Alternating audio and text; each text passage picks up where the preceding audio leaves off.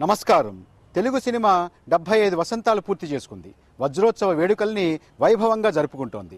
ఈ 75 సంవత్సరాల ప్రస్థానంలో తెలుగు సినిమా అధిరోహించినటువంటి శిఖరాలు ఏమిటి, సాధించినటువంటి ప్రగతి ఏమిటి, ఎదుర్కొన్నటువంటి సంక్షోభం ఏమిటి, సవాళ్ళేమిటి అనే విషయాల మీద, అలాగే తెలుగు సినిమాలో వస్తున్నటువంటి మార్పు ఏమిటి, పరివర్తన ఏమిటి, దీని అడుగులు ఎటు పడ్డాయి, ఎటు పడాలి, ఎటు పడుతున్నాయి అనే విషయాల మీద ప్రతిధ్వని ప్రత్యేకమైనటువంటి చర్చను చేపట్టింది. ఈ చర్చలో పాల్గొనడానికి తెలుగు సినిమాని ప్రగాఢంగా ప్రభావితం చేసినటువంటి అనేక మంది అతిరథ మహారథులు మన స్టూడియోలో ఉపస్థితులై ఉన్నారు. 75 సంవత్సరాల తెలుగు సినిమా గురించి మీరు కూడా మీ అభిప్రాయాన్ని అందరితోనూ పంచుకోవచ్చు. దానికోసం పీడీ అని టైప్ చేసి స్పేస్ ఇచ్చి మీ అభిప్రాయాన్ని టైప్ చేసి 600606కి SMS చేయండి. చర్చలోకి వెళ్లే ముందు 75 సంవత్సరాల తెలుగు వెండితెర వెలుగురేఖల్ని ఒకసారి వీక్షిద్దాం. రఘుపతి వెంకయ్య సాహసం నుంచి తెలుగు సినిమా పుట్టుకొచ్చింది. 1921లో భీష్మ ప్రతిజ్ఞతో ఆరంభమైన తెలుగు సినిమా 1931 నాటికి మాటలు నేర్చింది. హెచ్ఎం రెడ్డిగా ప్రసిద్ధి చెందిన హనుమప్ప మునెప్పరెడ్డి తొలి తెలుగు టాకీ భక్త ప్రహ్లాదతో పాటు తొలి తమిళ టాకీ కాళిదాసుకు కూడా దర్శకత్వం నేర్పారు. ఈ తొలి టాకీ సినిమాలో ప్రహ్లాదుడి గురువులు చండామార్కులలో ఒకరిగా ఎల్వి ప్రసాద్ నటించారు. 1:48 నిడివిగల భక్త ప్రహ్లాద చిత్ర నిర్మాణ వ్యయం 20,000 రూపాయలు మాత్రమే. కేవలం 20 రోజుల్లో చిత్ర నిర్మాణం పూర్తి చేసుకుంది. చివరిసారిగా ఈ చిత్రాన్ని బళ్ళారిలో 1980లో ప్రదర్శించారు. 1931లో భక్త ప్రహ్లాద ఒక్కటే విడుదలైతే 1932లో 2 సినిమాలు, 1933లో 6 చిత్రాలు రూపుదిద్దుకున్నాయి. మొదటి 5 ఏళ్లలో నిర్మాణమైన తెలుగు చిత్రాలు 18 మాత్రమే. 1936లో పారుపల్లి సుబ్బారావు, శ్రీరంజనిలతో సి పుల్లయ్య తీసిన మొదటి లవకుశ అఖండ విజయం సాధించింది. 1934లో జీకే మంగరాజు నేతృత్వంలో తొలి తెలుగు చలనచిత్ర పంపిణీ సంస్థ క్వాలిటీ పిక్చర్స్ ప్రారంభమైంది. అనతి కాలంలోనే ఆ సంస్థ పూర్ణ పిక్చర్స్ గా మారింది. పౌరాణికాలతో ఆరంభమైన తెలుగు సినిమా ప్రయాణం సామాజిక వాస్తవికతలను ప్రతిఫలించే దిశగా మారింది. 1936లో విడుదలైన ప్రేమ విజయం తొలి సాంఘిక చిత్రంగా నిలిచిపోయింది. 1939లో వచ్చిన రైతు బిడ్డ సృష్టించిన సంచలనం అంతా ఇంతా కాదు. 1939లో నాగయ్య హీరోగా వందే మాత్రం చిత్ర నిర్మాణంతో వాహిని సంస్థ అవతరించింది. బిఎన్ రెడ్డి సారథ్యంలో ఆ సంస్థ తెలుగు సినీ సీమలో కళాఖండాలనదగిన చిత్రాలను నిర్మించి విజయబావుట ఎగురవేసింది. 1930-40 మధ్యకాలంలో 76 తెలుగు చిత్రాలు విడుదలైతే 1940-50ల మధ్య 91 సినిమాలు వెలుగు చూశాయి. మద్యపాన నిషేధాన్ని దృష్టిలో పెట్టుకుని జాతీయోద్యమ స్ఫూర్తితో గృహలక్ష్మి రూపుదిద్దుకుంటే, కుల సమస్యను తీసుకుని గూడవల్లి తీసిన మాలపిల్ల సంచలనం సృష్టించింది. ఈ సినిమా ఇతివృత్తాన్ని గుడిపాటి వెంకటాచలం అందిస్తే తాపీ ధర్మారావు రచన చేశారు. కట్న కానుకలను నిరసిస్తూ పి పుల్లయ్య వర విక్రయం తీశారు. ఆనాడే నిరుద్యోగాన్ని ఇతివృత్తంగా తీసుకుని వందే మాత్రం చిత్రాన్ని వైవీరావు రూపొందించారు. దేశానికి స్వతంత్రం రాకమునుపు ఆశయాలు ఆదర్శాల వెలుగులో చిత్ర నిర్మాణం జరిగేది. రామానాయుడు గారు, ఒక్కసారి వెనక్కి తిరిగి చూసుకుంటే మీకేమనిపిస్తుంది? నేను సినిమా పరిశ్రమకు వచ్చి 40 సంవత్సరాలు అయిందండి. అప్పటికి ఇప్పటికీ చాలా తేడా వచ్చింది. ఆర్టిస్టులో కానివ్వండి, డైరెక్టర్స్లో కానివ్వండి, సాహిత్యంలో కానివ్వండి, ఇటు మ్యూజిక్లో కానివ్వండి, అప్పటికి ఇప్పటికీ ఆ రోజు ఓల్డ్ సాంగ్స్ వింటామంటే ఈ రోజున మనకి చాలా మృదుగా ఉంటుంది. ఈరోజు వచ్చేటప్పుడు మా సాంగ్స్ అంటున్నారు, యూత్ సాంగ్స్ అంటున్నారు, అవి అంటున్నారు, ఇవి అంటున్నారు. ఆ డిఫరెన్స్ ఉంది. ఏమున్నా కానీ పిక్చర్ వాళ్ళ రోజున బాగుందంటే కోట్లు కలెక్ట్ చేస్తూ ఉంది, పోయిందంటే పోతూ ఉంది. కానీ ఇన్ని సంవత్సరాల నుంచి కూడా నేను తెలుసుకుంది నాట్ ఓన్లీ తెలుగు, అన్ని లాంగ్వేజ్ల్లో కూడాను. అప్పుడు మేము మొదటి రోజుల్లో 30 సంవత్సరానికి 30 పిక్చర్స్ 40 అట్లా ఉండేది. ఇవాళ రోజున వచ్చేసేప్పుడు 100-200 సినిమాలకు వచ్చింది. ఎన్ని వచ్చినా కానీ సక్సెస్ ఓన్లీ 10%. కృష్ణమూర్తి గారు, గతంలో అంతా కూడా కథ పూర్తి చేసుకోవడం, పాటల యొక్క ప్లేస్మెంట్స్ నిర్ణయించుకోవడం, పాటలు కథను అనుకూలంగా పాటలు రాయించుకోవడం, ప్రొడ్యూసరు అన్ని విషయాల్లో కొంత జ్ఞానం ఉన్నటువంటి ప్రొడ్యూసర్లు వచ్చేవాళ్ళు. అందువల్ల కూలంకషంగా డిస్కస్ చేయడం జరిగేది. ఆర్టిస్టులు కూడా చాలా కోఆపరేట్ చేసేవాళ్ళు, టెక్నీషియన్స్ కోఆపరేట్ చేసేవాళ్ళు. ముఖ్యంగా రామారావు నాగేశ్వరరావు ఉన్న రోజుల్లో వారు చాలా కోఆపరేట్ చేశారు సినిమా పరిశ్రమ అభివృద్ధి కావడం కోసం. అటువంటి ఆర్టిస్టులు ఉండబట్టే మంచి పునాది ఏర్పడింది మనకి. రాను రాను పరిశ్రమ క్రమశిక్షణ తగ్గినట్టు కనబడుతుంది నాకు. ఎందువల్లంటే సినిమాకు ఒక బడ్జెట్ లేదు. సినిమా పరిశ్రమ ఈక్వేషన్ ఎట్లా ఉంటుందంటే 4 పిక్చర్లు సక్సెస్ అయితే 1 పిక్చరు ఫెయిల్యూర్ అయితే out producer. That is the formula. వైకుంఠపాడిలాగా ఉందన్నమాట ఇదంతా కూడా. ఇదివరకు నాగేశ్వర రామారావు ఉన్నారంటే వారు పిక్చర్ సక్సెస్ అయినప్పటికీ కూడా వెంటనే రెమ్యునరేషన్ పెంచేవారు కాదు. ఆ విధంగా అందరూ అన్ని శాఖల వాళ్ళు కూడా కోఆపరేట్ చేయబట్టి అప్పుడు బ్రతికింది. ఇప్పుడు అది లేదు. ఇప్పుడు చాలా డ్రాబ్యాక్ నాకు ఎక్కడ కనబడుతుందంటే ఇదివరకు లేడీ ఆర్టిస్టులు చాలా ప్రధాన పాత్ర వహించారు. ఈ రోజున లేడీ ఆర్టిస్ట్కి there no character at all. ఆమె డ్రెస్సులు అర్ధనగ్నాలు తప్పితే న్యాయంగా మంచి క్యారెక్టర్స్ కానీ యాక్ట్ చేయడానికి అవకాశాలు కానీ లేవు. అలాగే నీట్గా ఉండేది కామెడీ, ద్వందార్థాలు ఉండేవి కాదు, అతిహింస ఉండేది కాదు. రాయలసీమ కథ అమెరికాలోనేమో డూయట్స్ తీస్తారంటే పరిస్థితి మరి నేలవేడి సాములాగా కనబడుతుంది.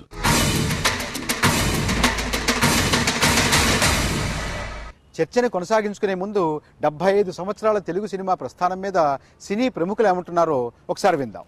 సాంఘిక పరంగా కానీ పౌరాణిక చిత్రాల పరంగా కానీ దేశం మొత్తం మీద పోల్చినప్పుడు ప్రత్యేకించి పౌరాణికం కానీ జానపదంలో కూడా తెలుగులో ఉన్నటువంటి మహానటులు అంటే రామారావు గారు కానీ లేక అక్కినేని నాగేశ్వరరావు గారు కానీ ఇటువంటి నటులు కలిగినటువంటి ఈ పరిశ్రమ చిత్రాలు తీస్తే తెలుగువారే తీయాలి, ఈ పౌరాణికాలు కానీ లేకపోతే హిస్టారికల్ పిక్చర్స్ కానీ అనేటటువంటి నానుడు ఉంది. మార్పులకు అనుగుణంగా సాంకేతిక పరంగా చెందినటువంటి అభివృద్ధికి అనుగుణంగా ఇప్పుడు ప్రేక్షకులు కోరేటటువంటి అంశాన్ని తీసుకుని చిత్రాలు నిర్మించబడుతున్నాయి. ఇప్పుడు ఈ స్పీడ్ యుగంలో ఆ పాత పద్ధతిలో మనం చిత్రాలు నిర్మిస్తే చూసేటటువంటి ప్రేక్షకులు కరువయ్యారు కాబట్టి కొంత మార్పులు వచ్చినటువంటి మాట వాస్తవం. అప్పుడు ఒక మిలిటరీ లాగా ఉండేది. యాక్టర్లు అంటే నాటకాల్లో ఎవరు యాక్ట్ చేసేవారో వాళ్ళు పోగు చేసి తీసుకెళ్ళి ఒక లాడ్జ్లో పెట్టి ఒక టైం ప్రకారం కూర్చోబెట్టి కథ వాళ్ళకి చెప్పి నేర్పి రిహార్సల్ పెట్టి బయట సినిమాలో ఎట్లా యాక్ట్ చేస్తారో అలా యాక్ట్ చేయించి హీరోలు హీరోయిన్లు ఆఫీస్కి వచ్చి నేర్చుకుని 4 రోజు బడిపిల్లల్లాగా కూర్చొచ్చి ఇలా చేసేవారు. ఒక కథ తయారు చేయాలంటే 2.5 సంవత్సరాలు పట్టింది కథ తయారు చేసుకోవడానికి. ఆ కథ తయారు చేస్తే ఎలా ఆడియన్స్ని ఎలా అలరించాలి, ఎలా వల్గారిటీ లేకుండా ఉండాలి, ఎలా వైలెన్స్ లేకుండా ఉండాలి, ఇలా డౌట్ డిస్కషన్స్ బుక్ తయారయ్యేది. ఇప్పుడు కథ లేకుండా పోయి నాగేశ్వరరావు స్టార్ అయితే నాగేశ్వరరావు యాక్ట్ చేయాలంటే నాగేశ్వరరావు తగ్గట్టు అల్లుకోవడం కథ. తెలుగు పరిశ్రమ కమర్షియల్గా ఎక్కువగా వెళ్తుంటారు, ఆర్ట్ ఫిల్మ్స్ తక్కువ. మన ఆడియన్స్ ఎంటర్టైన్మెంట్ ఎక్కువ లైక్ చేస్తారు, ఫ్యామిలీ పిక్చర్లు ఎక్కువ లైక్ చేస్తారు. మన ఆడియన్స్ ఏం లైక్ చేస్తారో అదే తీస్తే పరిశ్రమ బాగుపడుతుంది, పచ్చగా ఉంటుంది తప్ప అవార్డుల కోసం సినిమాలు తీస్తే కమర్షియల్గా కొంచెం ఇబ్బందిగా ఉంటుంది. నా ఉద్దేశం ఏంటంటే రిస్క్ తీసుకున్నప్పుడే మనకు సక్సెస్ పెరుగుతుంది. ఇప్పుడు ఆ రిస్క్ తీసుకోబట్టే చిరస్మరణీయంగా సీతారామరాజు తీయగలిగాం. ఈ రోజుకి ప్రజలు ఆ సినిమా గురించి చెప్పుకుంటూనే ఉన్నారు. శాస్త్రీయ సంగీతాన్ని ఆధారంగా చేసుకుని దాన్ని లలిత సంగీతంగా మార్చి ఆ రోజుల్లో బాణీలు చేసేవారు. అందుకని లాంగ్ స్టాండింగ్గా ఎప్పుడు మెలోడీ ఉన్న మ్యూజిక్ చాలా రోజులు శాశ్వతంగా ఉంటుంది అనేటువంటిది ఒక నమ్మకం. రాజేశ్వరరావు గారు చేసిన, మరొకరు చేసిన, పెండ్యాల్ గారు చేసిన, కేవి మహాదేవన్ గారు చేసిన, ఆ రోజుల్లో ఇళయరాజా చేసిన అలాంటి మ్యూజిక్ అది స్లోగా పాపులర్ అవుతుంది. స్లో పాయిజన్ అనే దాని మీద ఒక అభిప్రాయం ఉండేది. ఇవాళ ఏంటంటే అంతా మనకి ఫాస్ట్ ఫుడ్ లాగా ఇన్స్టెంట్గా అప్పుడు చూడంగానే ట్యాప్ చేయాలి, సినిమా చూస్తుండగానే థియేటర్లో డాన్స్ చేయాలి అందరూ కూడా అనేటువంటి ఉద్దేశం వచ్చినప్పుడు న్యాచురల్గా దాని ప్రకారంగా పిక్చర్స్ ప్రొడ్యూస్ చేయవలసిన అవసరం వస్తుంది. శ్రీనివాస్ గారు, 75 సంవత్సరాల పండుగ చేసుకోవడం చాలా ఆనందకర విషయం. నేను 1951లో నేపథ్య గాయుడిగా ప్రవేశించాను. ఇందులో పాట రూపకంగా రాసుకొచ్చేసాను నా శుభాశయాలు. అది చదివేస్తానంటే ఇప్పుడు చలనచిత్ర వజ్రోత్సవం సర్వరసజ్ఞులకు ఆనందవరం. చలనచిత్రాలు చేసే సేవ జన ప్రగతికై మేలైన త్రోవ. కన్నులకి వీణులకి విందు, కళల సృజనల అందరికీ పసందు. ఇదే నా శుభాశయం. Art flourishes by an encouraging heart and నా బిలీఫ్. అంచేత దానికి ఉత్సాహం ఇస్తే ఈ చలనచిత్ర పరిశ్రమ ఇంకా ఇతోధికంగా వర్ధిల్లుతుందని నాకు నమ్మకం. రమణమూర్తి గారు, ఆనాడు సినిమా అంటే ప్రజల్లో ఉత్తేజాన్ని కలిగించేది, సందేశాన్ని ఇచ్చేవి. ఇవాళ పిక్చర్లు చూస్తుంటే సందేశాలు కనపట్టలేదు, అన్నీ సందేహాలే. ఆ రోజుల్లో పాట అనేది చిత్రంలో 10 కాలాల పాటు నిలబడేటట్టుండేవి. ఈనాటి పాటలు చూస్తుంటే ఏ పాట నిలబట్టం లేదు. పాట ద్వారా మనం చెప్పదలుచుకుంది ఎంతో చెప్పచ్చు, కానీ ఇవాళ ఏం చెప్పలేకపోతున్నాం. ఆనాటి పాటలనే ఈనాడు కూడా వింటూ రేపటి తరానికి ఈ తరం ఏమీ సంగీతపరంగా చేయలేకపోతుందన్న బాధ మాత్రం నాకుంది. అదేవిధంగా ఆనాడు ఒక కథ ఉన్న ఒక పాత్రల చిత్రీకరణ చాలా గొప్పగా ఉండేది. కానీ ఇవాళ టెక్నాలజీ పెరిగిన తర్వాత వచ్చే కట్స్ ఎక్కడికెక్కడికి తీసుకెళ్ళిపోతుందో ఈ టెక్నాలజీని సద్వినియోగం చేసుకోలేకపోతుంది ఈనాటి తరాడు. కృష్ణరాజు గారు, అప్పుడు అందరూ ఫ్యామిలీలో కలిసి వర్క్ చేసి మంచి సినిమా తీయాలి అనే ఉద్దేశంతో టాప్ టు బాటమ్ కెప్టెన్ నుంచి కింద మామూలుగా పనిచేసేవారు వరకు కూడా. ఇప్పుడు చేయట్లేదు అని కాదు, కానీ అంత టైం లేదు. అప్పుడు టైం ఉండేది, స్క్రిప్ట్ మీద ఎక్కువ టైం తీసుకుని షూటింగ్ టైం తక్కువగా ఉండేది. అంచేత 3 నెలలు 2 నెలలు 4 నెలలు కలిసి ఒక ఫ్యామిలీలో ఉండి పనిచేసి వెళ్ళిపోయేవారు. ఇదివరకు ఒక సినిమా అంటే తల్లి తండ్రి చెల్లెలు ఏదో అలాగ ఒక కథ, కుటుంబ కథ మొదలుపెట్టారు. ఇప్పుడు అలా కాదు, బర్నింగ్ టాపిక్స్ తీసుకోవాలి. తీసుకుంటే కానీ ఆడియన్స్ చూడరు. అంటే ఇతివృత్తంలో మార్పు వచ్చింది. ఇతివృత్తంలోనే మార్పు రాకపోతే ఎన్నాళ్ళని చూస్తాం, 70 సంవత్సరాల నుంచి ఒకే సినిమా చూసి చూడం కదా, ఒకే కథ. కథలే కాకుండా ఒక బర్నింగ్ టాపిక్స్ తీసుకుని ఆ టాపిక్స్ మీద ఆడియన్స్ని ఉత్తేజపరిచి తీయాలి. ఒక మెసేజ్ ఉండాలి, ఆ మెసేజ్ని చెప్పాలి. అంటే దానికి కొంచెం కృషి ఎక్కువ కావాల్సి వస్తుంది. సాగర్ గారు, కొట్టొచ్చినట్టు కనపడుతున్నటువంటి మార్పు ఏమిటి సినిమా రంగంలో? ఆ రోజుల్లో కథ అనేది ఏ రైటర్ దగ్గరికి వెళ్ళినా కూడా మినిమం 6 months లేనిదే ఇచ్చేవారు కాదు. ఏమిటా ఇప్పుడు వచ్చి కథ అడుగుతావు అనేవారు. ఇప్పుడు ఫోన్లో చెప్తున్నారు. అవును. సో అలాగే ప్రతిదీ నాకు తెలిసి ఘంటసాల గారు, బాలసుబ్రహ్మణ్యం గారు కూడా మ్యూజిక్ సిట్టింగ్లో కూర్చున్నవారు. రేపు జరగబోయే పాట ఎలాగుంటుందనేది మాకు ముందే ఆఫీసులో తెలిసిపోతుంది. ఇప్పుడు ఒక ట్రాక్ వింటున్నాం, తర్వాత అది మిక్సింగ్ చేస్తాం, ఇది మిక్సింగ్ చేస్తాం అంటున్నారు. ఆ రోజుల్లో ఒక కాల్ షీట్లోనే ఫుల్ సాంగ్ అయిపోయేది. మరి ఈ రోజుల్లో ఇంత టెక్నిక్ డెవలప్ అయిన తర్వాత కూడా ఒక్కో సాంగ్ 2 రోజులు 3 రోజులు వైలెన్స్ మిక్సింగ్ డిఫరెంట్, అది డిఫరెంట్, ఇది డిఫరెంట్ అంటున్నారు. సో టోటల్ పిక్చర్ కూడా మేము 3 daysలో 4 daysలో 9 to 9లో టోటల్ పిక్చర్ని ఫుల్ రీల్ ఒకే షాట్లో తీసినట్లుగానే తీసేవాళ్ళం. మరి ఆ రోజులకి ఈ రోజులకి టెక్నికల్గా ఇంత మార్పులు వచ్చి కూడా ఇంత ఫాస్ట్ ఎందుకు అవ్వట్లేదని నాకు డౌటు. ఆ రోజుల్లో నిర్మాత నిర్ణయించిన డబ్బునే తీసుకునే టెక్నీషియన్స్, ఆర్టిస్టులు ఉండేవారు. ఈరోజు టెక్నీషియన్ డిమాండ్ చేసేదే ఇవ్వాల్సిన అవసరంకి వచ్చింది.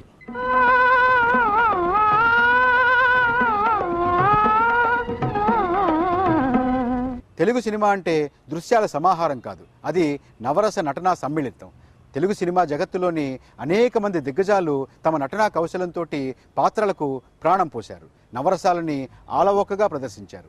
అటువంటి సన్నివేశాల్లోని ఆణిముత్యాల్ని ఇప్పుడు ఒక్కసారి తిలకిద్దాం.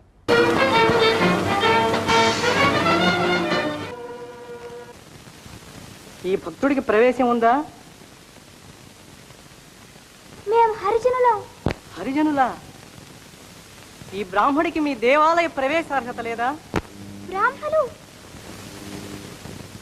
ఆయనకి అభ్యంతరం లేదే అక్క, చదువుకున్నవారు. కృష్ణుడికి బ్రాహ్మణ ద్వేషం లేదు.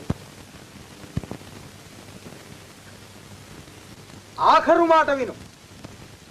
నా బొందిలో ప్రాణం ఉండగా ఈ గ్రామాదుల్లో కులధర్మాలకు ఏమాత్రం విఘాతం రానివ్వను.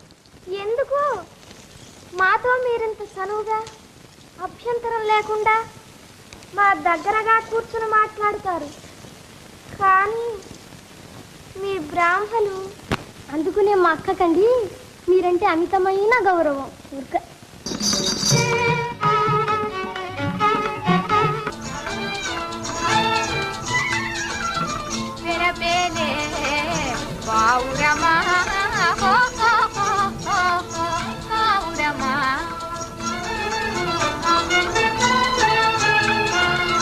తరుణ యౌవనం పొంగి పొరలు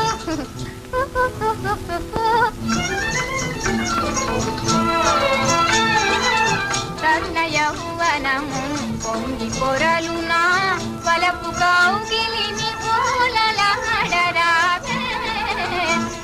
ఓ ఓ పౌరమా.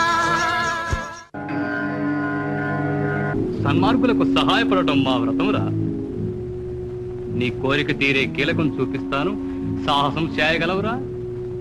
సంకల్పం సిద్ధిస్తుంది, రాజకుమారి లభిస్తుంది. జయం కోరి సాహసం చేయరా. హ్రీం హ్రీం మంత్రవర్ణేన కాలకంటక ఘాతిని కకారకూట ఘటితం కాళీరూప స్వరూపకం. హృదయాయ నమః. శిరసే స్వాహ. శిఖాయ వౌషట్. కవచాయ హుం. నేత్రత్రయాయ వౌషట్. మనసున మల్లెల మాలలుగెనే కన్నుల వెన్నెల డోలలుగెనే.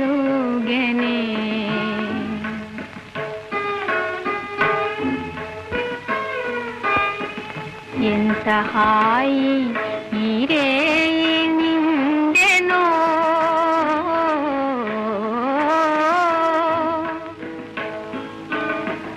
ఎంత హాయి ఈ రేయి నిండెనో. ఎన్ని నాళ్ళకి బ్రతుకు పండెను.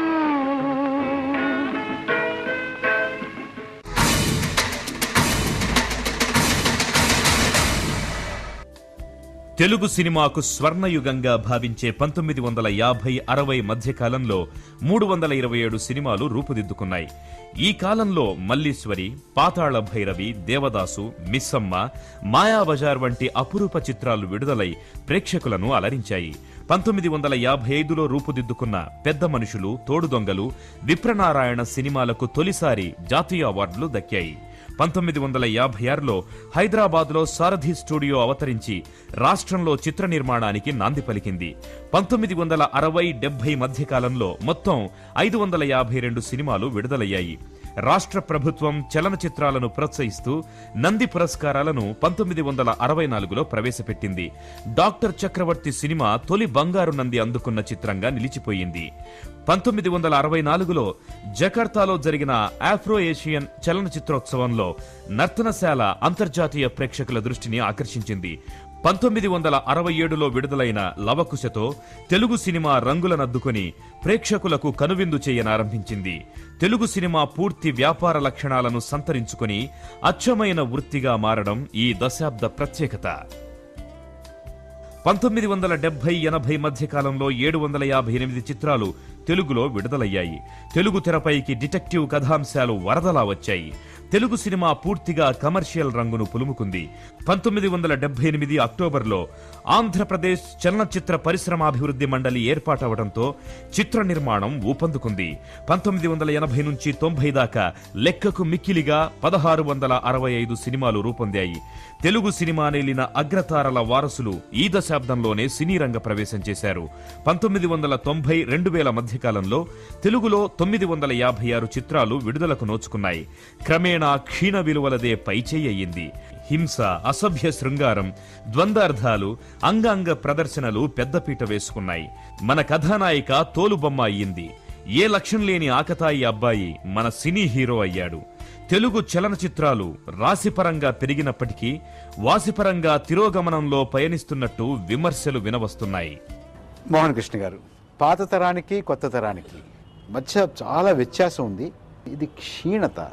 ఒక విధంగా క్షీణతేనండి. ఎందుకంటే అతి త్వరగా మనం ఒక సినిమా తీయాల్సిన అవసరం లేదు నా దృష్టిలో. ఒక సినిమాకి కావాల్సిన కొన్ని అంశాలు ఏవైతే ఉన్నాయి, ప్రాథమికమైన అంశాలు, కథ, కథనము, సంగీతం, సాహిత్యం, ఈ విషయాల్లో వీలైనంత జాగ్రత్త తీసుకోవాల్సిన అవసరం, అంటే quality product as a film మనం కోరుకున్నప్పుడు ఖచ్చితంగా ఆ విషయాలు డిమాండ్ చేసే సమయాన్ని మనం కేటాయించాలి. నాకు ప్రధానంగా కనబడే ప్రాబ్లం ఏంటంటే ఒక కన్స్యూమరిస్ట్ యాటిట్యూడ్ టువర్డ్స్ ఫిల్మ్ క్రియేట్ అయింది మనకి. దానికి వేరే ఆర్థిక సాంస్కృతిక కారణాలు ఉండొచ్చు, ప్రపంచంలో వచ్చే మార్పుల వలన. కానీ ఒక సినిమా అనేది ఒక consumer product, popcorn, coke plus film. I think previous జనరేషన్లో వాళ్ళు అలా డీల్ చేయలేదు దాన్ని. కేవీ రెడ్డి గారు కానీ ఇతర great film makers in Telugu దాన్ని ప్రాథమికంగా ఒక కళారూపంగా ట్రీట్ చేసి తర్వాత దాన్ని జనాల్లోకి తీసుకెళ్ళినప్పుడు దాన్ని బహుశా వ్యాపారంగా డీల్ చేసి ఉండొచ్చు. That is not a problem for me. కానీ తీసినప్పుడు మాత్రం గ్రేట్ యాక్టర్స్ కానీ డైరెక్టర్స్ కానీ ప్రొడ్యూసర్స్ కానీ దాన్ని ఒక కళారూపంగానే చూశారు. ఇప్పుడు ఏంటంటే నేను ఆలోచించే లోపలే సినిమా అయిపోవాలండి అనే ఒక విచిత్రమైన యాటిట్యూడ్ ఒకటి వచ్చింది. ఎక్విప్మెంట్ టెక్నాలజీ వాడడం ద్వారా మనం ఏదో ప్రపంచ స్థాయిలో తీసేస్తున్నాం సినిమాలనే భ్రమలోంచి ఫస్ట్ మనం బయటికి రావాలి. ఈవెన్ స్మాల్ వీడియో కెమెరాతో మీరు అంతర్జాతీయ స్థాయి సినిమా తీయచ్చు. అలా తీస్తున్నారు ప్రపంచంలో కొన్ని చిన్న దేశాలు. సో అట్లాంటి ఎయిమ్ క్వాలిటీ మీద మనం ఎక్కువ ఎంఫసిస్ పెట్టి ఎన్ని నంబర్ కంటే కూడా what is the quality of our product అని అనుకుంటే ఈ తరాన్ని రిప్రజెంట్ చేసే సినిమాలు మేము తీయగలిగాము అని చెప్పే అవకాశం ఉంటుందని నా అభిప్రాయం. శ్రీరాములు గారు, సినిమాకి నాటకానికి రెండింటికి ప్రాతిపదిక అభినయం. సినిమా రంగాన్ని సింహాలోకనం చేస్తే మీకేం కనపడుతుంది? నాటకం ఒక మాతృక అయితే సినిమా దాని పుత్రిక అయింది. నాటకం తర్వాత సినిమా ఉద్భవించింది. నాటకంలోంచి చాలా గొప్ప సినిమాలు కూడా వచ్చాయి. యావదాంధ్రదేశంలో ఉన్న ప్రజలందరినీ ఏకం చేసింది సినిమా అని మట్టుకు చెప్పక తప్పదు ఈ 75 ఏళ్లలో. దానికి భాష ప్రధానం. ఆ భాష కారణంగా మొత్తం చదువుకున్న వాళ్ళు మనకి చాలా తక్కువ మంది ఉన్నారు. ఆంధ్రదేశంలో చదువు లేని వాళ్ళు చాలా కోట్లాది మంది చదువు లేని వాళ్ళు ఉన్నారు. 2వ తరగతి దాటి చదువున్న వాళ్ళు ఉన్నారు. వీళ్ళందరినీ అటు ఆదిలాబాద్ నుంచి ఇటు శ్రీకాకుళం దాకా ఏకం చేసింది భాష. ఆ భాష సినిమా ద్వారా వాళ్ళు నేర్చుకున్నారు, వార్తాపత్రికల ద్వారా కాదు. అందుకని ఆ భాషను ఏకం చేసినటువంటి వ్యక్తులుగా నేను ముందుగా అసలు సినిమాకి I'm paying my great great great respects to cinema. ఆ రోజుల్లో సినిమా ఒక మమకారంతో తీసిన విషయం నా జ్ఞాపకం ఉంది. నేను 1931లో జన్మించాను. అంటే సినిమా రంగం జన్మించిన సంవత్సరం నేను జన్మించడం నా అదృష్టంగానే భావిస్తున్నాను. ఆ రోజున సినిమాని మమకారంతో తీసేవాళ్ళు, ప్రేమతో తీసేవాళ్ళు, వ్యాపారాత్మకంగా తీసేవాళ్ళు కాదు. అది ఒక పరిచయ దశ అయింది ఒక 25 ఏళ్ల వరకు. ఆ తర్వాత 25 ఏళ్లలో ఒక పరిపుష్ట దశ వచ్చింది తెలుగు సినిమాలో. అది చాలా గొప్ప దశ. ఆ గొప్ప దశ నుంచి there is a kind of decadence as on date. ఒకనాడు కుటుంబ చిత్రాలు తీసేవారు. అంటే on a smaller canvas they use to produce films. Later it has spread to a bigger canvas. ఒక సమాజపరంగా సినిమాలు తీశారు. ఇప్పుడు వ్యక్తిపరంగా సినిమాలు తీస్తున్నారేమోనన్న ఒక భావన కలుగుతుంది. ఒక hero oriented film, a film is running around a hero. ఇది మంచి ఆశాజనకమైనటువంటి మార్పు కాదేమో అని నాకు అనిపిస్తోంది. 75 సంవత్సరాల తెలుగు సినిమా గురించి చర్చను చూస్తున్నాం. ఇప్పుడు కొద్ది క్షణాలు విరామం.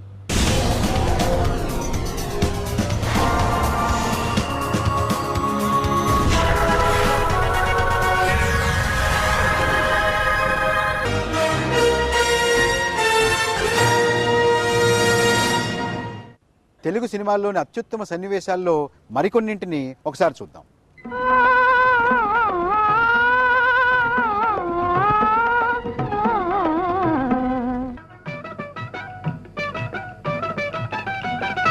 అవునంటే కాదనిలే, కాదంటే అవుననిలే. అవునంటే కాదనిలే, కాదంటే అవుననిలే. ఆడువారి మాటలకు అర్థాలే వేరులే, అర్థాలే వేరులే, అర్థాలే వేరులే.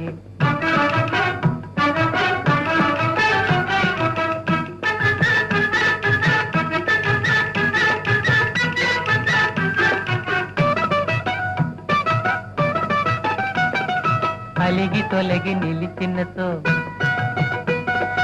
అలిగి తొలగి నిలిచినతో తెలిమి జేయరమ్మనిలే. కొరవజేసి రమ్మనుతో, కొరవజేసి రమ్మనుతో మర్యాదగా పొమ్మనిలే. ఆడువారి మాటలకు అర్థాలే వేరులే. ఇలాంటి పక్కతాళం కాలం చేరదీసాక సాగర ఊళ్ళో వాడు కొంపలు తీసేది.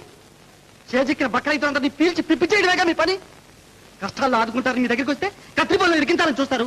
మీ ఎత్తులు ఎవరికి తెలియవు. ఈ నెత్తికోతల దస్తావేజు మీద నేను సంతకం పెట్టను. అవును, నేను చచ్చిన సంతకం పెట్టను.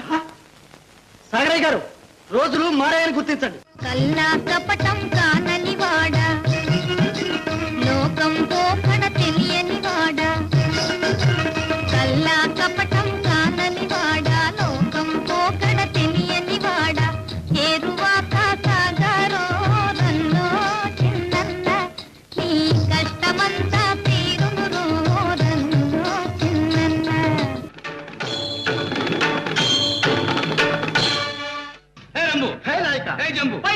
మీ తెలివితేటలు ఉపయోగించి కౌరవుల భరతం పట్టాలి.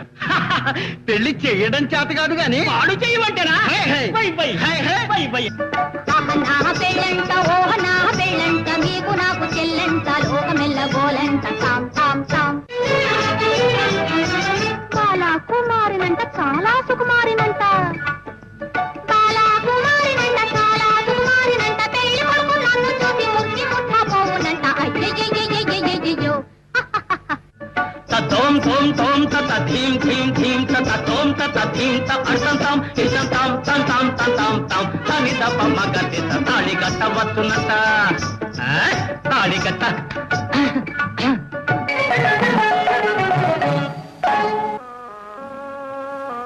బ్రహ్మకుల అలంకారుడనై, పౌలస్య బ్రహ్మ పౌత్రుడనై, విశ్రవసు బ్రహ్మ పుత్రుడనై, త్రిజగత్ శాసనకర్తనై, కైలాసవాసి కరుణాంతరంగ పీఠికాసీనుడనై, నిర్విక్ర పరాక్రమ పరిరక్షిత దానవ సామ్రాజ్య సింహాసనాధిష్ఠాతనై, ఒక్కాడు దాని అవమానాలకు తలబొగ్గి అవహేళన పాలు కావలసిందేనా? జానకి దోషిత కెంపుల ప్రోవై, కెంపుల ప్రోవై, రాముని దోషిత నీలపురాసై, నీలపురాసై, ఆని ముత్యములు తలంబ్రాలుగా,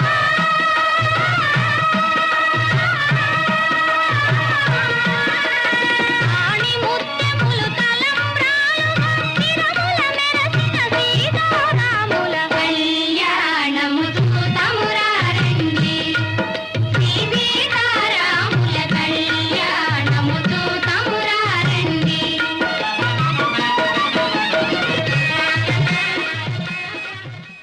భరద్వాజ్ గారు, టోటల్గా సమాజంలోనే కల్చరల్ కన్ఫ్యూజన్ ఉంది. ఆ కన్ఫ్యూజన్లో గతంలో మొదట తీసిన సినిమాలు ఏంటంటే అప్పుడు మనం ఇండిపెండెన్స్ రాకముందు ఆ పరిస్థితిలో ఆ కల్చరల్ ప్యాటర్న్లో తీశారు. ముందు మా పౌరాణికాలు జానపదాలు తీశారు, అంటే డ్రామాల మీద డిపెండ్ అయ్యి. తర్వాత ఈ కల్చరల్ చేంజ్ వచ్చినాక మన పేట్రియాటిజము అవన్నీ చేశారు. తర్వాత అట్లాగే లేబర్ ఇష్యూస్ వాట్ ఎవర్ అట్లా ఇష్యూస్గా వచ్చినాయి. ఇప్పుడు వెస్టర్నైజేషన్ గ్లోబలైజేషన్ అయిపోయినాక ఒక రకమైన కన్ఫ్యూజన్లో అసలు ముందు మనుషులు ఉన్నారు, వాళ్ళకి ఏం కావాలో వాళ్ళకి తెలియని పరిస్థితిలో ఉన్నారు. ఆ టైంలో సినిమా తీస్తానికి న్యాచురల్గా మేము కన్ఫ్యూజ్ అవుతూ ఉంటాం. సో బేసిక్గా టోటల్ సినిమా ఇండస్ట్రీ ఒక రకం కన్ఫ్యూజన్ నేను అన్ను.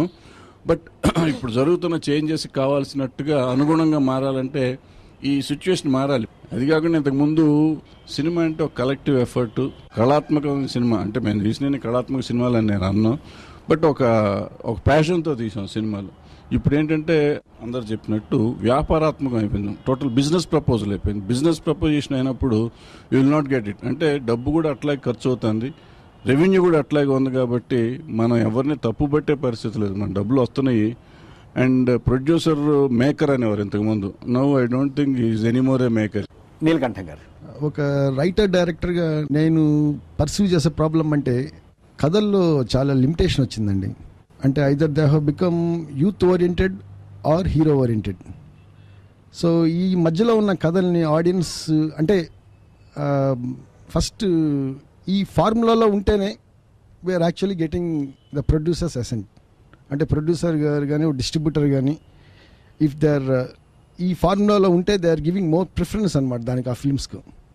ఈ ఫార్ములా మధ్యలో సినిమా ఏదైనా అటెంప్ట్ చేసామంటే కథలు, దాంట్లో ఒక చిన్న డౌట్ ఎక్స్ప్రెస్ చేస్తున్నారండి.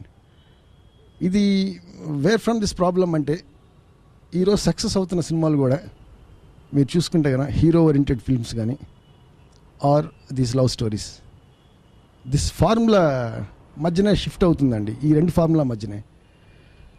So new kind of film making attempt చేసే వాళ్ళకు ఇది ఒక పెద్ద రిస్కీ ఫ్యాక్టర్ అయిపోయింది. మా ఆడియన్స్ ఒక లిమిటెడ్ ఫార్మేట్లోనే సినిమాని యాక్సెప్ట్ చేస్తున్నారండి.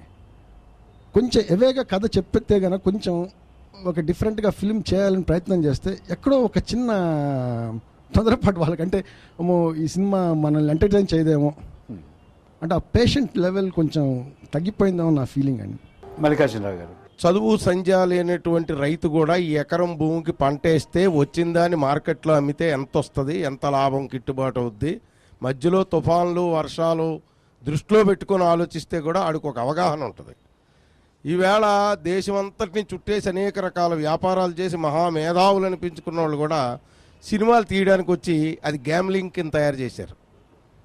ఎంత ప్రోడక్టు, ఇదేమిటి, దీని పరిస్థితి ఏంటన్నది కాకుండా ఛాలెంజింగ్ లాటరీ కొట్టే మనకి కొడతాయి కోట్లు అనేటువంటి పద్ధతి ఒక ప్రమాదకరమైనటువంటి పరిస్థితి కూడా దానికి. అప్పుడు కళాత్మకమైన వ్యాపారాత్మకమైనటువంటి నిర్మాతల శాతం ఎక్కువ ఉందండి. ఈవేళ వ్యాపారాత్మకమైనటువంటి నిర్మాతల సంఖ్య 98% ఉందండి. అందువల్ల ఈ తేడాలన్నీ ఆటోమేటిక్గా వస్తున్నాయి. ఉమామహేశ్వరరావు గారు, ఇప్పుడు కమర్షియల్ సినిమాలుగా చెప్పబడుతున్నవి ఏవి కమర్షియల్ సినిమాలు కావండి. ఐ కెన్ సే అవి సబ్ కమర్షియల్ సినిమాలు అని చెప్పగలను. ఎందువల్లంటే జనాన్ని విడిచి అవి సాము చేస్తున్నాయి, జనంతో దూరం అయ్యాయి. ఈ సినిమాల్లో మనం ఇల్యూషన్ ఆఫ్ రియాలిటీని సినిమా అంటాం, కానీ ఇది ఇల్యూషన్ ఆఫ్ ఫ్యాంటసీ క్రియేట్ చేస్తున్నాయి. ఇప్పుడు ఫ్యాంటసీకైనా కొన్ని రూల్స్ అండ్ రెగ్యులేషన్స్ ఉన్నాయి, ఒక కాజ్ అండ్ ఎఫెక్ట్ కార్యకారణ సహితంగా అవి ఉంటాయి. కానీ ఇప్పుడు వస్తున్న సినిమాలు దాన్ని విడిచేసి దాన్నే ఒక ఇల్యూషన్ క్రియేట్ చేస్తున్నాయి, ఫ్యాంటసీకే ఒక ఇల్యూషన్ క్రియేట్ చేస్తున్నాయి. దీనికి గల కారణం ప్రయోక్తలకి జనజీవితంతో సంబంధం లేకపోవటం. పాత సినిమాల్లో వచ్చిన ప్రయోక్తలందరూ వాళ్ళు ఒక జాతీయ ఉద్యమం నుంచి వచ్చిన వాళ్ళు, అభ్యుదయ ఉద్యమాల నుంచి వచ్చిన వాళ్ళు, వాళ్ళకి జనంతో పూర్తి సంబంధాలు ఉన్నాయి.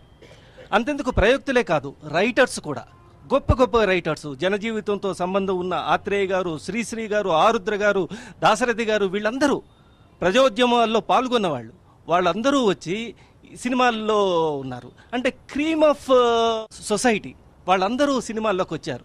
ఇవాళ ఆ పరిస్థితి లేదు. ఇవాళ వస్తున్న రైటర్స్ ఎవరు, దే ఆర్ నాట్ క్రీమ్. గొప్ప ఇప్పుడు ఒక వాదనకి ఇది చేస్తే ఒక కొండేపూడి నిర్మల సినిమాలకి రాయటం లేదు, ఒక శివారెడ్డి గారు సినిమాలకి రాయటం లేదు. అలాగే ఇప్పుడు ప్రయోక్తలు కూడా చాలా వరకు స్కూల్ డ్రాప్ అవుట్స్, జనజీవితాన్ని క్షుణ్ణంగా పరిశీలించిన వాళ్ళు కాదు. ఇలాంటి పరిస్థితుల వలన సినిమా జనానికి దూరం అవుతుంది. జనం అనేది ఇది ఒక మామూలుగా ఒక ఫ్యాంటసీగా చూస్తున్నారు కానీ సీరియస్గా చూడటం లేదు. ఇప్పుడు ఒక పోలీస్ ఆఫీసర్ క్యారెక్టర్ ఉంటుంది, ఒక కలెక్టర్ క్యారెక్టర్ ఉంటుంది, ఒక లాయర్ క్యారెక్టర్ ఉంటుంది. వీటితో అసలు అవి ఎలా వ్యవహరిస్తారు, వాళ్ళ వ్యవహారం ఏమిటి, ఇవేమీ తెలియకుండా, లాయర్స్ ఎలా వ్యవహరిస్తారు, ఎలా వేసుకుంటారు, కోర్టు ఎలా వేసుకుంటారు, ఎలా మాట్లాడతారు, ఇవేమీ తెలియకుండా ఈ ప్రయోక్తలు సినిమాలు తీస్తున్నారు. తీసినప్పుడు దాంట్లో నిజాలకి తావెక్కడ ఉంది, జనంతో సంబంధం ఏమిటి? అప్పుడు డెఫినెట్గా ఇది మా సినిమా కాదు, ఇది ఒక ఫ్యాంటసీ. సినిమాల్లో రియాలిటీ ఏమిటండి, సినిమాల్లో ఇదేమిటండి అని పూర్తిగా దూరం అవుతున్నారు. పాత సినిమాలు ఏవైనా చూడండి, అప్పుడు ఉన్న వర్తమాన పరిస్థితుల్ని చూపించేవి, తర్వాత భవిష్యత్తును కూడా చూపించేవి. తర్వాత వచ్చే సినిమాల్లో ఆ ప్రసక్తి లేనే లేదు. తర్వాత బడ్జెట్ పెరగటం వల్ల కూడా మంచి సినిమాలు రావటం లేదేమో నా అభిప్రాయం ఉందండి. అప్పుడు అంటే మాలపిల్ల తీసేప్పుడు అప్పుడు బడ్జెట్ తక్కువ, దానితో ప్రయోక్తలందరూ కృషి చేసి అందరూ చేసేవాళ్ళు. అది కొలాబరేటివ్ ఆర్ట్, అందరూ కలిసి ఇది చేసేవాడు. సినిమా అనేది కొలాబరేటివ్ ఆర్ట్ అండి. ఒక హీరో మీదో, ఒక డైరెక్టర్ మీదో, ఒక రైటర్ మీదో ఆధారపడి ఉండదు. ఒకవేళ అలా ఉన్నట్లయితే అది సినిమా కాదు. ఇప్పుడు ఈవెన్ హాలీవుడ్లో కమర్షియల్ సినిమాలు కూడా ఇంతెందుకు, ఆలివర్ స్టోన్ అని చెప్పాడు, ఇది ఈజ్ ఏ కొలాబరేటివ్ ఆర్ట్ అని. హాలీవుడ్లో ప్రొడ్యూసర్ బాధ్యత ఏమిటి అంటే, ఎవరైతే నిష్ణాతులు ఉన్నారో, ఎవరైతే ఆ కథకి న్యాయం చేయగలుగుతారో అలాంటి డైరెక్టర్ని, అలాంటి స్క్రీన్ ప్లే రైటర్స్ని, అలాంటి ఆర్టిస్టులని వాళ్ళని పట్టుకోవడం, వాళ్ళందరినీ కూర్చడం, వీటి వల్ల ఒక మంచి సినిమా తీసుకురావడానికి కమర్షియల్గానే మనం ఆ పరిస్థితుల్లో కేవలం ఒక ఇల్యూషన్లో మనం సాగిపోతున్నాము. జనాన్ని దృష్టిలో పెట్టుకోవటం లేదు.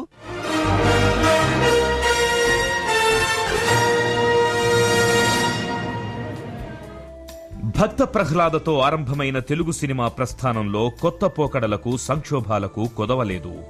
తొలుత వేల రూపాయల్లో ఉన్న సినిమా పెట్టుబడి ఇప్పుడు కోట్ల రూపాయల వ్యాపారంగా స్థిరపడింది. తెలుగు సినిమాల నిర్మాణం క్రమంగా పెరిగి 2006 నాటికి 120కి చేరాయి. వీటికి తోడు డబ్బింగ్ చిత్రాలు దాదాపు 80 తెలుగునాట విడుదలకు నోచుకున్నాయి. మొత్తం మీద గత ఏడాది 200 సినిమాలు విడుదలయ్యాయి. 75 వసంతాల్లో తయారైన మొత్తం సినిమాలు 4054. అయితే వీటిలో సెన్సార్ అయి విడుదలకు నోచుకొనివి 280. తెలుగు సినిమా రాష్ట్రంలో సగటున రోజుకు 3000 థియేటర్ల ద్వారా 45 లక్షల మందికి వినోదాన్ని పంచిపెడుతోంది. తెలుగు సినీ పరిశ్రమపై ఏటా 300 కోట్ల రూపాయల పెట్టుబడి పెడుతున్నట్టు అంచనా. ప్రభుత్వానికి ట్యాక్స్ రూపాన సినీ పరిశ్రమ ఏడాదికి 70 కోట్ల దాకా చెల్లిస్తోంది. తెలుగు సినిమా నిర్మాణంలో ప్రత్యక్షంగా 15,000 మంది పాలు పంచుకుంటుంటే సినిమా హాళ్లు, ఎగ్జిబిటర్ల ద్వారా దాదాపు 1,00,000 మందికి ఉపాధి దొరుకుతోంది. పరోక్షంగా మరో 3 లక్షల మంది తెలుగు సినిమాను నమ్ముకొని జీవనం సాగిస్తున్నారు. గత ఏడాది కొన్ని సినిమాలు విజయం సాధించినా మొత్తం మీద తెలుగు సినిమా సంక్షోభంలో చిక్కుకుంది. మితిమీరిన నిర్మాణ వ్యయం, రెమ్యునరేషన్లు, కథాబలం లేని సినిమాలతో పరిశ్రమ కుదేలవుతోంది.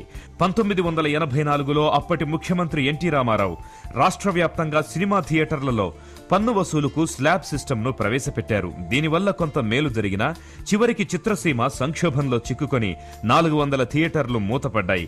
స్లాబ్ సిస్టమ్ రద్దయిన తరువాత కూడా కోలుకునే దిశగా తెలుగు చలనచిత్ర పరిశ్రమ అడుగులు పడటం లేదు. ఏటా 200 దాకా సినిమాలు విడుదలవుతున్నా 10 నుంచి 15 సినిమాలు కూడా హిట్ అని చెప్పుకునే పరిస్థితి లేదు. రాళ్లపల్లి గారు, హాస్యం ఎలా ఉంది ఇవాళ? మిగతా భాషలతో కంపేర్ చేస్తే అద్భుతమైన హాస్య నటులు ఉన్నారు మనకి. కాకపోతే వాళ్ళకి ఒక క్యారెక్టర్ ఎక్స్ప్లెయిన్ చేయడంలో కానీ, వాళ్ళ నుంచి అవసరమైన టాలెంట్స్ తీసుకోవడంలో కానీ సమయం చాలటం లేదు. ప్రతి దాంట్లోనూ వేగం పెరిగింది. ఉదాహరణకి మేము సెట్లో మేకప్ వేసుకుని, కాస్ట్యూమ్స్ వేసుకుని సీన్ పేపర్ ఏదైనా అడిగితే అసిస్టెంట్ డైరెక్టర్ వండుతున్నారు సార్ అంటారు. బాబు మరీ అంత వేడిగా వడ్డించొద్దు, ఆర్టిస్టులకు మూతులు కాలుతాయి, బయర్స్కి చేతులు కాలుతాయి, ఆడియన్స్కి సీట్లు కాలుతాయి అని చేస్తే చల్లారబెట్టి మరీ ఇవ్వండి అంటుంటాం. అలాగా హాస్యం అనేది ఇదివరకు ఏంటి, ఒక సన్నివేశ కల్పన ఉండేది, దానికి తగినట్టే సంభాషణలు ఉండేవి. అలాగే కమీడియన్ కూడా ఒక క్యారెక్టరైజేషన్ అంటూ ఒకటి ఉండేది. ఇన్ని విశ్లేషణలతో ఉన్నందువల్ల పాత కమీడియన్స్ కానీ, పాత కామెడీ సీన్స్ కానీ మనకి అలాగా బ్రెయిన్లో ఉండిపోయినాయి. ఇప్పుడు అంత వ్యవధి ఆర్టిస్ట్కి లేదు, ఆ ఫిలిం మేకర్కి కానీ, డైరెక్టర్కి కానీ వాళ్ళకు కూడా లేదు. పొద్దున వచ్చి మేకప్ వేసుకున్న దగ్గర నుంచి మధ్యాహ్నం షూటింగ్ వేరే చోటుకి ఎలా పారిపోదామా అనే తాపత్రయం చాలామందిలో కనపడుతోంది. సో హాస్యం ఎలా ఉంది అనేదానికి కొంతకాలం వరకు డెఫినెట్లీ ఓ జంజాల్ గారి సినిమాలు తీస్తున్నప్పుడు అప్పుడు సకుటుంబ సపరివార సమేతంగా చూడదగ్గ ఉత్తమమైన హాస్య చిత్రాలు వచ్చినాయి. అక్కడక్కడ ఏదో జుగుప్సాకరమైన అశ్లీల సంభాషణలతో కూడుకున్నవి మరొకటి వస్తున్నాయి. వాటిల్లో కూడా ఏమైపోయిందంటే ఇప్పుడు అర్థం లేని వేగం పెరిగింది. అది హాస్య సంభాషణ అయినప్పుడు జనానికి అందరికీ అర్థమైతేనే నవ్వుతారు. లేదా తర్వాత మళ్ళీ ఏ సీడీయో లేకపోతే క్యాసెట్టో పెట్టుకుని మరీ ఒకసారి చూసి ఓహో ఇదా డైలాగు అనుకోవాల్సిన పరిస్థితి ఏర్పడుతోంది. కనుక ఈ వేగం ఏదైనా తగ్గి కమీడియన్స్ని సద్వినియోగం చేసుకోగలిగినట్టయితే మనకు అద్భుతమైన కళాకారులు ఉన్నారనేది నా అభిప్రాయం. మాడా గారు, హాస్యం ఎలా ఉంది? హాస్య నటుడిగా హాస్య గురించి చెప్పమంటే హాస్యాస్పదంగా ఉంటుందండి. హాస్యం అమృతం లాంటిది, కానీ అమృతానికి దూరంగా ఉంటుంది ఈరోజు హాస్యం. జీవం లేదు అందులో, జటిలంగా ఉంటుంది. కట్టుకున్న భార్యతోటిను వయసు వచ్చిన ఆడబిడ్డలతోటి చూడడానికి తగ్గట్టుగా కొన్ని సీన్స్ ఉండడం వల్ల అప్పట్లో 3-4 ఉండేవాళ్ళం హాస్య నటులు. ఇప్పుడు మంచి మంచి హాస్య నటులు ఉన్నారు. ఒక ఫ్రేమ్లో 10 మంది ఉంటున్నారు. అంటే ఒకళ్ళు డైలాగ్ చెప్తుంటే తత్మావుడు చెయ్యి ఊపడం, లేకపోతే కాలు ఊపడం, లేకపోతే అసలు అర్థం పర్థం లేనటువంటి సన్నివేశాలు ఎన్నో ఉంటున్నాయి. అవి దూరం కావాలండి. అప్పుడే రేలంగ గారిని మనం గుర్తుపెట్టుకున్నట్టు ఉంటుంది, రమణారెడ్డి గారిని గుర్తుపెట్టుకున్నట్టు ఉంటుంది, సూర్యకాంతమ్మ గారిని గుర్తుపెట్టుకున్నట్టు ఉంటుంది. ఇంకెలా చెప్పుకుంటూ పోతే నాటి హాస్యానికి నేటి హాస్యానికి తేడా ఇది అని చెప్పడానికి నాకు అర్హత లేదు. మంచి మనసున్న మనుషులను దోచుకునేటట్టు ఉండాలి హాస్యం. సుత్తివేలి గారు, చేసేవాళ్ళున్నా చేయించుకునేవాళ్ళు లేరు అన్నదే నా అభిప్రాయం. కాబట్టి సన్నివేశ బలం కావాలి. చాప్లిన్ చచ్చిపోయి 50 సంవత్సరాలైనా ఆయన స్లాబ్ స్టిక్కే చేసిన అంతర్లీనంగా ఒక సెంటిమెంట్ ఉన్నది. ఆ సెంటిమెంటే చాప్లిన్ ఇంతవరకు మర్చిపోనివ్వకుండా చేస్తోంది. కాబట్టి హాస్యం అంటే ఎవరిని నొప్పించకూడదు, అంగవైకల్యాన్నో ఆకారాన్నో వికారాన్నో అడ్డం పెట్టుకుని అది హాస్యం అనుకోవటం అది అపహాస్యమే అవుతుంది కానీ హాస్యం కాదు. శంకర్ మంచి గారు, మన పాత సినిమాలు చూసుకుంటే రేలం గారు కానీ రాయిబాబు గారు కానీ పద్మరామ ఎవరున్నా కూడా ఒక ట్రాక్ అంటే హాస్యరసం అనేది ఒక ఉండేది సినిమాలో. ఆ కథలో ఆ హీరో సమస్యల్లో ఈ కమెడియన్ కూడా పార్టిసిపేట్ చేసుకుంటూ నీట్గా ఇంటిల్లిపాతి చూసి హాయిగా నవ్వుకునేట్టుగా ఉండేదండి. హాస్యం గురించి చెబుతూ పెద్దవాళ్ళు ఏం చెప్పారంటే హాస్యం ఎలా ఉండాలంటే పూల చెండు పెట్టి కొట్టినట్టుగా ఉండాలి. హాస్యం ఎలా ఉండాలంటే వెంటాడాలి, వెంటాడి గుర్తొచ్చడం వల్ల ఎక్కడున్నా నవ్వుకుంటూ ఉండాలి. బాబు మోహన్ గారు, తెలుగు సినిమా ఇవాళ ఎలా ఉంది, అందులో ముఖ్యంగా హాస్యం ఎలా ఉంది? రోగిస్టోళ్ళు ఉన్నంత వరకు హాస్యం పండదండి. హాస్యప్రియులు ఉన్నంత వరకు హాస్యం చిరస్థాయిగా ఉంటుంది. సరే, దీంట్లో కూడా కొంత వెగటు, కొంత వగరు, కొంత పులుపు, కొంత తీపి ఇలాంటివి కూడా ఉంటుంటాయి అనుకోండి. గతంలో ఒక ఎన్టీ రామారావు గారి పక్కన రేలంగి గారు ఉంటే ఈక్వల్ క్యారెక్టర్ ఉండేది. అసలు రేలంగి గారికి కూడా 2 పాటలు 3 పాటలు ప్రతి సినిమాలో ఉండే. అప్పుడు కామెడీ, అసలు కమెడియనే రేలంగి గారే కథ నడిపేవారు చాలా సినిమాల్లో, అప్పటి కమెడియన్స్.